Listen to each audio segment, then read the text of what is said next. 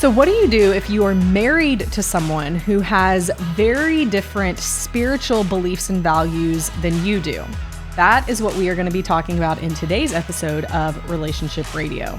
And we're going to get into the two different things. What if you married someone who at the time of marriage, you knew you both had different religious backgrounds? Or what if you married someone and you had the same religious beliefs and then over time they changed? Either yours changed or your spouse's changed. We're going to get into it. There's a lot to talk about here. I'm joined by Dr. Joe Beam. Thank you for having me, Kimberly, on such a controversial topic. Hey, that's what we love to talk about, right? Maybe not always publicly, but we definitely talk about We're not afraid of things. them. No, we're not. You see, I wrote a book a few years ago called Becoming One. And in the book Becoming One, I actually put a pretty common illustration, particularly among Christians, where you draw a triangle. Like if you're here and your spouse is here and God is up there, the closer you get to God, the closer you are to each other. If I were writing a book today, I'd use a different illustration. Because if you both perceive God in the same way, then the closer you get to God, the closer you get to each other. But what if you perceive God differently? And so one of you sees God this way, and one of you sees God this way. Well, the closer you get to God, the further apart you can get from each other because you understand God very differently.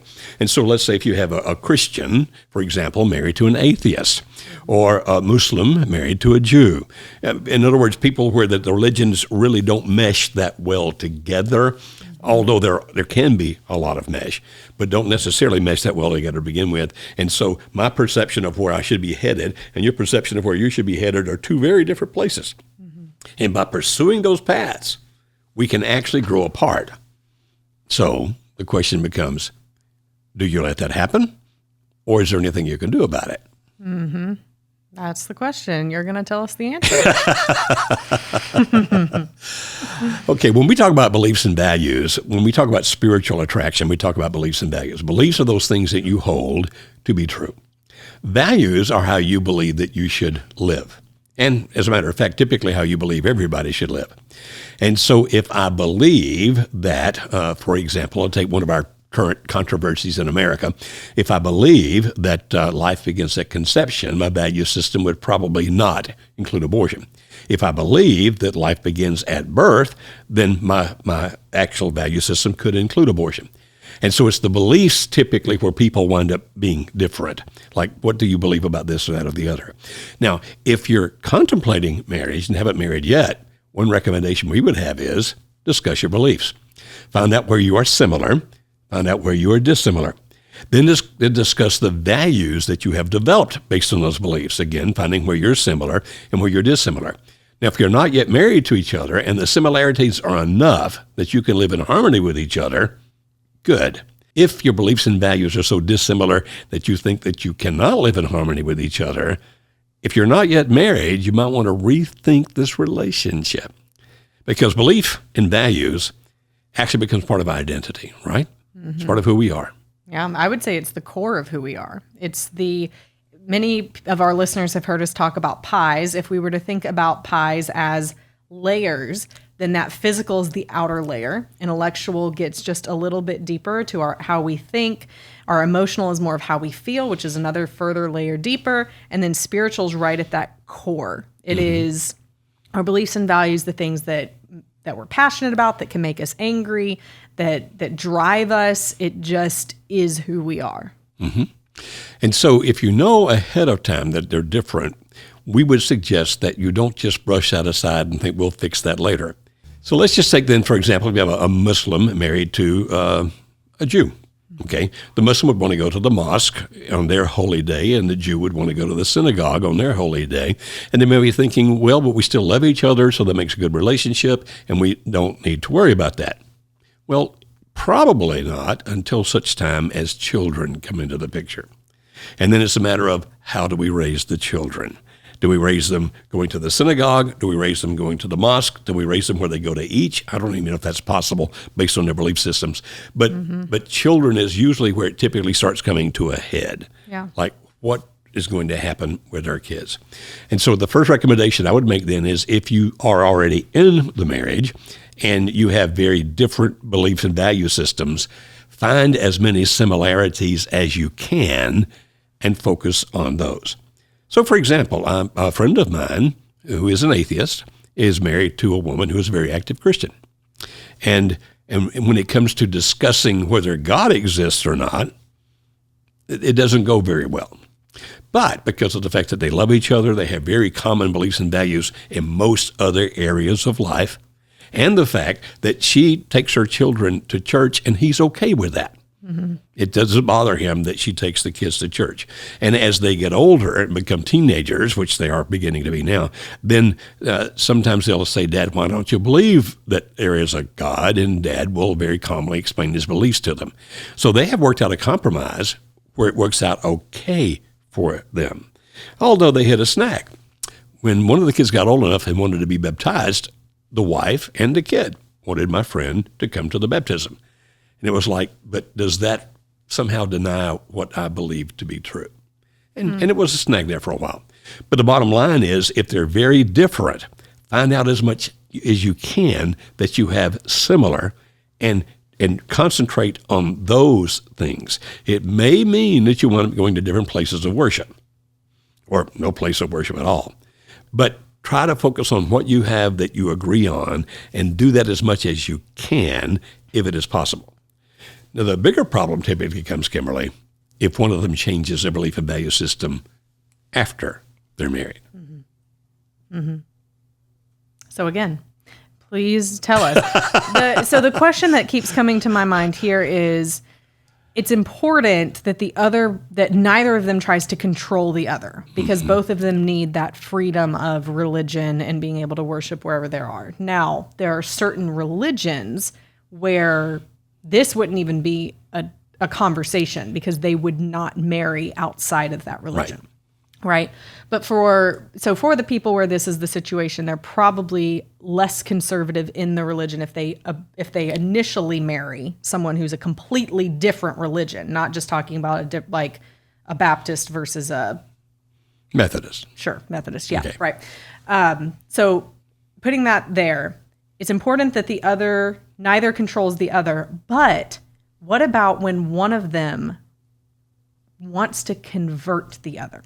Like, because their religion has become so important to them, now it's like hell or high water.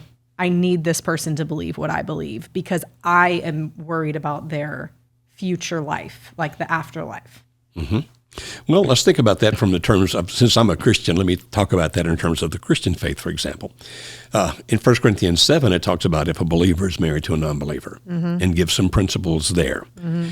But also, Peter would tell us, if you read through the epistles in the New Testament, that Peter would tell us that you can win someone without the word. Basically what he said, he was addressing wives, and he said, if your husband's not a believer, and I'm paraphrasing now, but doesn't want to talk about it, then the best thing you can do is you live it.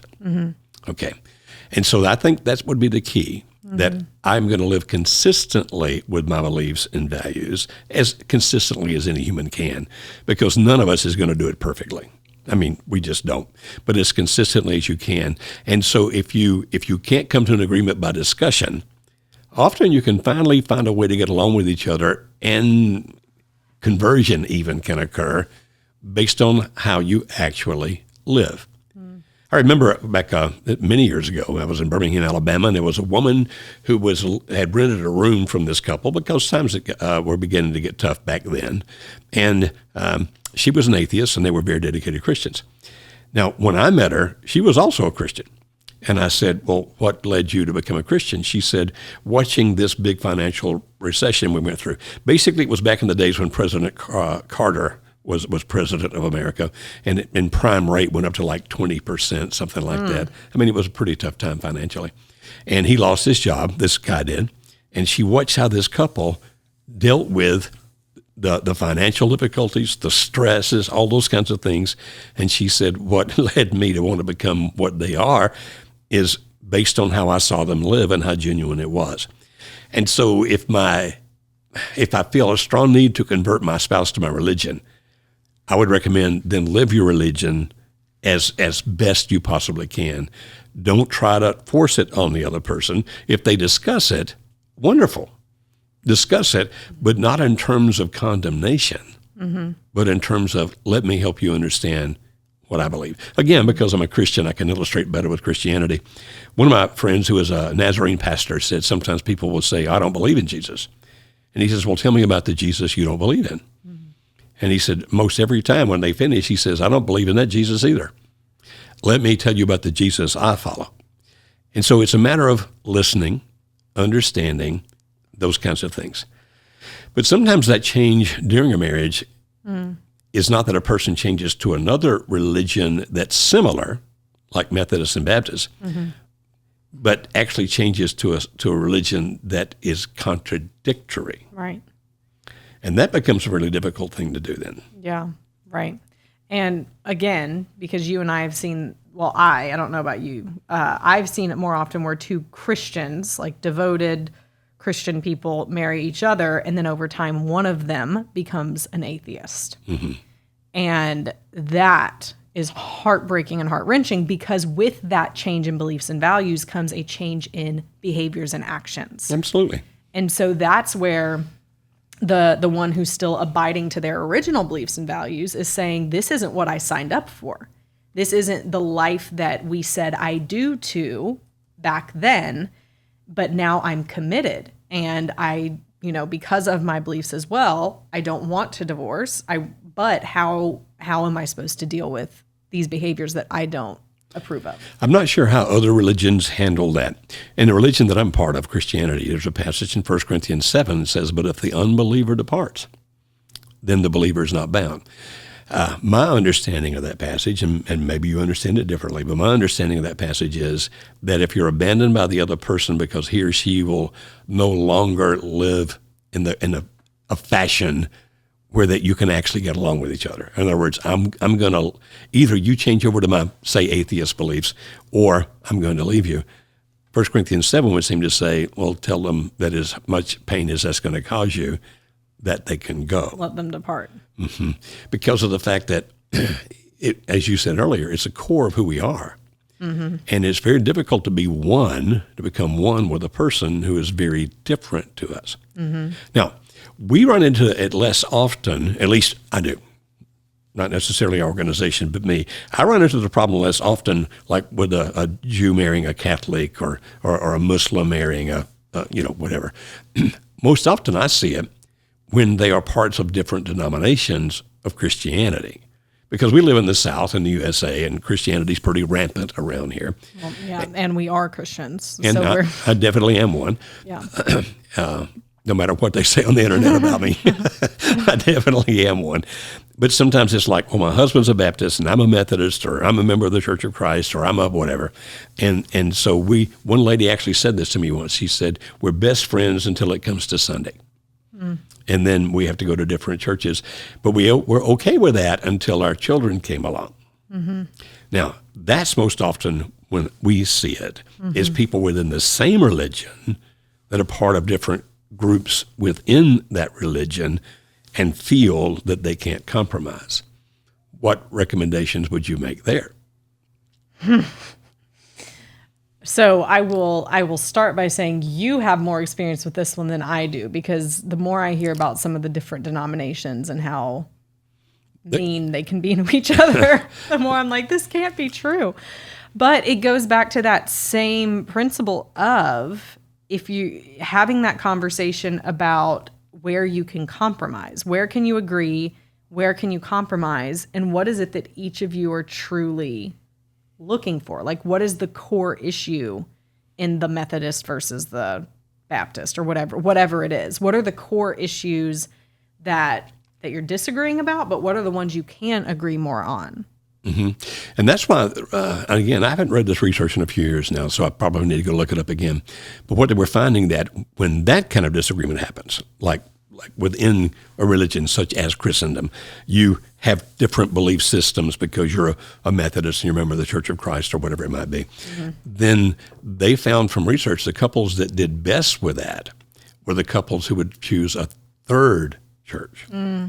But one that embodied the principles that both of them wanted, that both of them had as crucial. Yeah. So, for example, a Baptist would say immersion, a Methodist would say sprinkling would be okay. And so it's like, okay, how do we find a church where that we can find some kind of complementary reaction here? And so is that always easy to do? The answer is no. But they found that the couples who could find that. And so I think that's part of what helps grow community churches. Yeah, I think so too. Well, and I'm just thinking about our church as well, where they have these levels of issues, right? So there's some that they would call salvation issues. Like these are core to the Christian belief. We are unwavering on them. But then there's the levels under that, which is like a secondary and tertiary level, where it's like, these are the things that even if we disagree on them, it doesn't touch our core. And so we can live within community with each other and be in small groups with each other and disagree on women's roles in church or whatever it might be. Because it's not a salvation issue. Yeah. There's a church here in Nashville that has grown rapidly that has had so many members of the Churches of Christ become part of that church that they now serve communion every Sunday because Churches of Christ take communion every Sunday. Mm-hmm. But they do it just before the service starts. So that people that's not part of what they feel they should do every Sunday don't have to participate, but it's there for those people that say, no, this is really part of what I believe and I need to do this. And so it would be find the best commonality you can. Ultimately, it boils down to this. If you have children, what do you want them to be? You see, in the prayer Jesus made, this is part of my religion, of course, but one of his prayers was he prayed about his followers. He said that they may be one, that the world will believe that God sent me. And so what you don't want to do is lead your children to give up on Christianity, if that's your religion, for example, it's mine, because of the fact that one of you wants to be a Methodist, the other wants to be a Baptist, or whatever it might be. It's like these are just two of the biggest numbers, Methodists and Baptists in Christendom. But okay, what do we want our children to understand? What do we want them to believe, to believe and to value? And if you can find enough commonality there, I would say that's where you settle in. Don't do anything that you believe violates what you call salvation issues, based on whether you're Muslim, whatever else. But as a Christian, I'm happy to tell people about my faith and to lead people to understand Jesus. At the same time, understanding it's always their decision, not mine. Think about the children. Give respect to your spouse.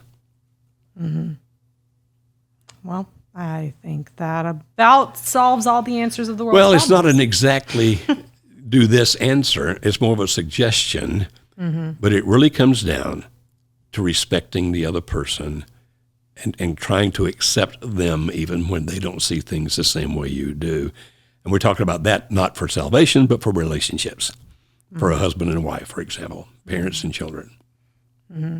But the key of it is, it really is all about the relationships. Yep.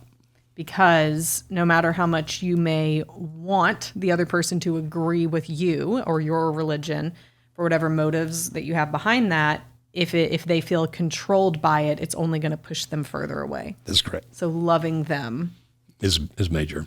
Whether they ever come to believe it or not. There was a person I was interviewing on my It Starts with Attraction podcast a while ago, and he was a relationship counselor for 40 years, and he said there was a client he had one time, and she prayed for her husband for 40 years. And when he was 80 years old, he finally came to Jesus, and she said it was worth every day of 40 years. My older brother became a Christian when he was 54 years old, and when they were about to immerse him, they asked if he had anything to say, and he said, "This is happening because my mother never quit praying." So that's a bonus for you. Okay. This is the bonus for you. Well, we hope this has given you some hope on how to deal with some difficult issues when you have different beliefs and values in your marriage, especially around religion. If you liked this episode, please give it a 5-star review. We would appreciate that so much. And if there's other areas of your marriage that we can help you with, then we would love to, and we know how. You can go to marriagehelper.com and find out more about our workshops and courses that we offer for whatever situation you may be facing in your marriage. Until next week, thank you, Dr. Joe. Thank you for having me.